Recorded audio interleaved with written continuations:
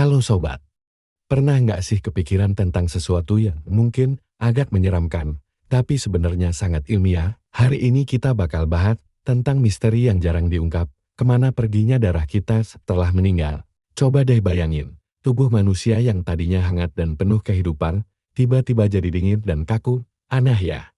Tapi tenang, ini bukan cerita horor kok, ini murni penjelasan sains yang bakal bikin kita lebih paham tentang proses alami tubuh manusia. Jadi gini, ketika seseorang meninggal, jantung yang jadi pompa utama darah berhenti bekerja. Bayangin aja seperti mesin pompa air yang dimatikan airnya berhenti mengalir kan?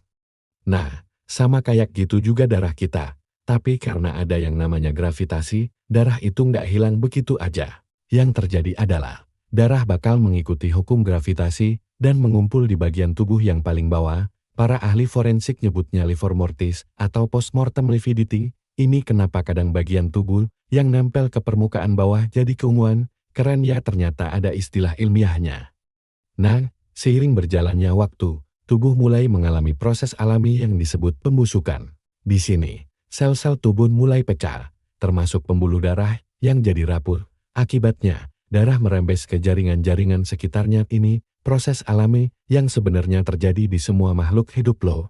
Yang menarik nih, kalau jenazah diawetkan dengan proses embalming kayak yang sering kita lihat di film-film atau museum, darahnya bakal diganti sama cairan pengawet khusus. Ini yang bikin jenazah bisa bertahan lebih lama dan nggak mengalami perubahan warna yang drastis. Tapi kalau dibiarkan secara alami, darah bakal terurai bareng sama jaringan tubuh lainnya. Ini sebenarnya bagian dari siklus kehidupan yang indah. Darat dan tubuh kita akan kembali ke alam. Jadi nutrisi buat mikroorganisme dan tanah. Jadi inget gak sih sama istilah dari tanah kembali ke tanah? Nah, yang lebih penting dari semua ini adalah bagaimana kita menjalani hidup sekarang. Selagi darah masih mengalir di tubuh kita, yuk kita manfaatin waktu yang ada dengan hal-hal positif, bikin karya, berbagi kebaikan, atau minimal bikin orang tersenyum. Gimana guys? Menarik kan ternyata proses alamiah tubuh kita? Kalau kalian suka dengan konten edukatif kayak gini, jangan lupa like, komen, dan subscribe ya.